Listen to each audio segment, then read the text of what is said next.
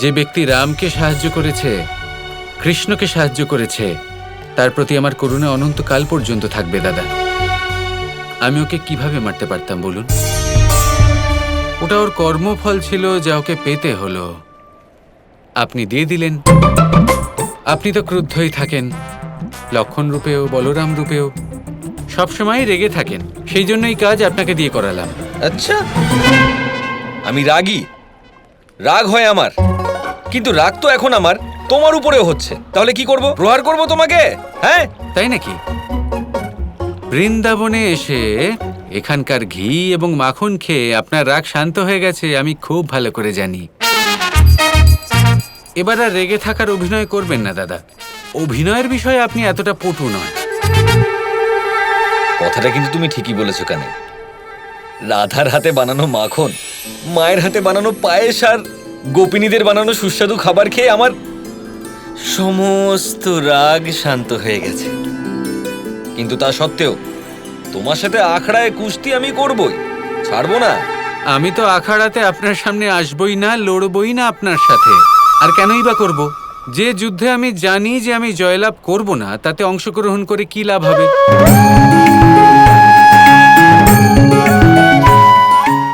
বারে বা কানাই, প্রথমে নিজে ফাঁসালো, তারপরে আমাকে হাসালো।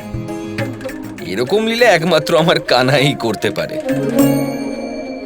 কৃষ্ণ, কোথায় যাচ্ছ? আর কোথায়, তোমার কাছেই আসছিলাম। তাহলে এসো, বসো আমার সাথে। কৃষ্ণ, সব ঠিক হয়ে গেছে। আর তুমি তো আগে থেকেই জানতে, তাই না, যে দাদা জয়ী হয়ে আসবেন? গোপী আর আমি, মা বাবা সবাই সুরক্ষিত, সবাই একসাথে আছি। যখন সবাই একসাথে এখানে আছি, আমার মনে হয় আমাদের আরো কিছুদিন বৃন্দাবনে থাকা উচিত। দাদাকেও আনন্দ লাভ করার সুযোগ দেওয়া উচিত। তুমি আমার প্রতিজ্ঞা ভুলে গেছো রাধা। আমি বলেছিলাম যতদিন দাদা ফিরছেন না আমি এখানেই থাকব। এবার দাদা ফিরে এসেছেন, আমি এখানে আর থাকতে পারবো না। আমাকে যেতেই হবে রাধা।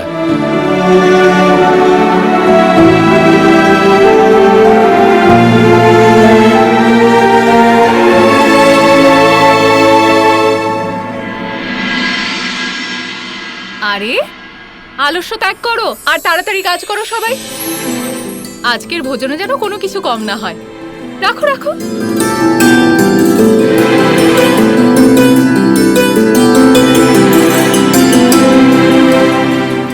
দাদা,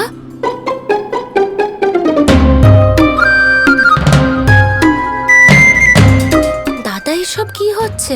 মা এত তাড়াহুড়ো করছেন কেন? আরে রাধা, এটা গুরুত্বপূর্ণ নয় যে মা এত তাড়াহুড়ো কেন করছেন। গুরুত্বপূর্ণ ব্যাপার এটাই যে মা এত সুস্বাদু রান্না বানিয়েছে। কত রকমের রান্না হচ্ছে সেইটা গুরুত্বপূর্ণ। অসাধারণ আয়োজন হয়েছে। আজকের এই উৎসব চিরকাল মনে থাকবে। মা, আজ কি উৎসব? রাধা, আজ হলো একতার উৎসব। আজ আমার বাড়িতে বহু বছর আগের মুহূর্তরা আবার ফিরে এসেছে। গোপাল, বলরাম, তুই, গোপীরা, তোরা সবাই এখানে আছিস। তুই জানিস না রাধা, আমি কত বছর আজকের দিনটার অপেক্ষা করেছি। কি করো মা, তুমি তো কথায় কথায় আবেগপ্রবণ হয়ে পড়ছো। এত সুস্বাদু রান্না করেছো তুমি আমার জন্য, আর কি সব কথা আলোচনা করছো? তুই বুঝবি না, মা বাবার যে কত দিব্য অনুভূতি হয় যখন তাদের সমস্ত সন্তানেরা এক ছাদের তলায় একসাথে থাকে, সবাই একসাথে আনন্দ করে। ঠিক বলেছো যশোদা। আর বলরাম, পরিবারের এটাই হলো আনন্দের ব্যাপার, যখন পরিবারের প্রত্যেক সদস্য একসাথে থাকেন। আর এটাই তো জীবনের সব থেকে সুখকর মুহূর্ত। সত্যি বলেছো বাবা। মা, সত্যি বলতে কি, এইসব সুন্দর মুহূর্তের জন্য আমরাও অপেক্ষা করেছি। এবার থাম। আমি মোটেই চাই না যে আমি আরো কষ্ট পাই। আজ তো আনন্দের উৎসব, তাই না? দেখ আমি কি কি বানিয়েছি। রাধা, গোপাল, গোপীদের আর তোর পছন্দের রান্না করেছি। সবাই এখানে আছেন, কিন্তু কৃষ্ণ কোথায়? তাই তো, গোপাল কোথায়? গোপাল, সোনা আয়। এই কানাইটা সবসময় এরকমই করে। যখনই গুরুত্বপূর্ণ কিছু একটা হতে থাকে তখনই কে জানে কোথায় অদৃশ্য হয়ে যায়। আমার এতটাই বেশি খিদে পেয়েছে যে এই সমস্ত খাবারগুলো ঠান্ডা হয়ে যাওয়ার আগে আমি ওকে গিয়ে খুঁজে আনছি। হ্যাঁ, তোমরা সবাই যাও আর তাড়াতাড়ি আমার গোপালকে আমার কাছে নিয়ে এসো। এবার দাদা এসে গেছেন, তাই আমি এখানে থাকতে পারবো না, আমাকে যেতেই হবে রাধা। কৃষ্ণ না বলে চলে গেল না তো? যদি তাই হয়ে থাকে সবাই দুঃখ পাবেন। আরে দাঁড়াও, উৎসবের দিন আজকে, আর তোমরা চলে যাচ্ছ? বাড়ি ফাঁকা লাগবে। আর দাদা, আপনার সামনে খাবার পড়ে আছে, একটা কাজ করুন, আপনি খেতে শুরু করুন। গোপীরা, তোমরা দাদাকে খেতে দাও, আমি কৃষ্ণকে খুঁজে আনছি। আমি জানিও কোথায় আছে।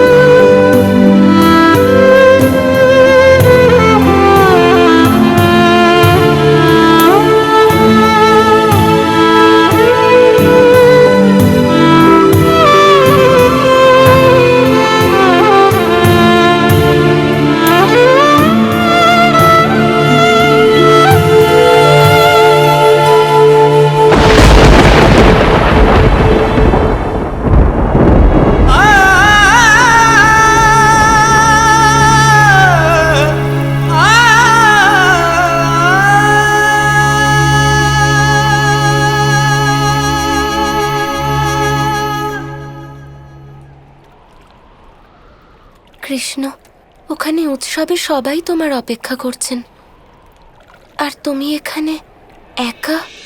হ্যাঁ, অত্যন্ত গভীর দুঃখ নিয়ে এখান থেকে চলে যেতে হবে রাধা। আর যেতে তো হবেই, আর একাই যেতে হবে। দুঃখ নিয়ে কেন যেতে হবে?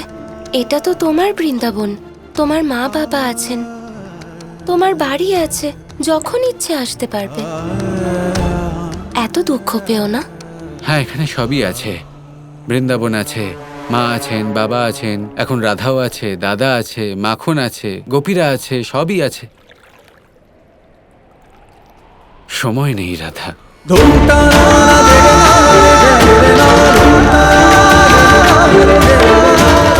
যবে থেকে গেছি, কবে বৃন্দাবনে ফিরে আসতে পেরেছি? কখনো নয়। কেন? সবই হলো সময়ের খেলা। এখন বৃন্দাবনে আমার থাকার সময় শেষ হতে চলেছে। হয়তো এটাই আমার বৃন্দাবনে শেষবার আসা ছিল রাধা। এমন করে বলো না কৃষ্ণ, সময় যেমনই হোক, কিন্তু তুমি অশুভ বলো না। অশুভ? সত্য শুভও হয় না, অশুভও হয় না রাধা। সত্য শুধুমাত্র সত্যি হয় রাধা, সেটাই ঘটে। আর কৃষ্ণের জীবনের এটাই হলো সত্যি, যে কৃষ্ণ কখনো একটা স্থানে থেমে থাকতে পারে না। যদি সুখ থাকে তাহলে তা ভোগ করতে পারবে না, যদি দুঃখ থাকে তাহলে তার সাথে লড়ে সামনে এগিয়ে যেতে হবে। এটাই কৃষ্ণের জীবনের সত্যি রাধা। কেন? কৃষ্ণ কেন থামতে পারে না? কর্ম কর্ম কখনো থামে না রাধা। অনেক অবতারের অনেক কর্ম করেছি, আর তার কর্মফল ফিরে আসবেই, তাই না? তা যখন ফিরে আসে তখন তার সম্মুখীন হতে হয়, তাকে স্বীকারও করতে হয়, আর তার সাথে সামনে এগিয়েও যেতে হয়। আর কোনো বিকল্প নেই। কৃষ্ণ একটা স্থানে থামতেই পারবে না। তাহলে কি তুমি সত্যিই চলে যাবে? Krishna Krishna Krishna Krishna